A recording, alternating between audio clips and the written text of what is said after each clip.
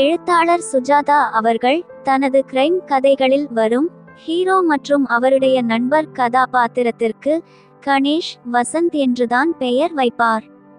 அதே பெயரான கணேஷ் என்ற பெயரையே சூப்பர் ஸ்டார் ரஜினிகாந்துக்கும் வைத்து எழுத்தாளர் சுஜாதா எழுதிய பிரியா என்ற திரைப்படத்தின் கதையை படமாக்கினார் இயக்குனர் SP முத்துராமன்.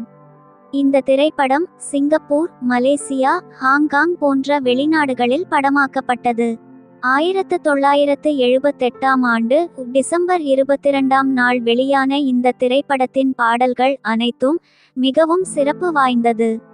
காரணம், டோம் டோம் என்று வந்து கொண்டிருந்த தமிழ் பாடல்களில் முதல் முறையாக துல்லியமாக ஊசி கீழே விழும் சத்தம் போல ஸ்டீரியோபோனிக் ரெக்கார்டிங் முறையில், அதுவும் 8 ட்ராக் ஸ்டீரியோபோனிக் ரெக்கார்டிங் முறையில் முதன்முதலில் தமிழ் திரைப்படங்களில் பாடல்கள் வந்த முதல் படம் பிரியா என்ற திரைப்படம்தான்.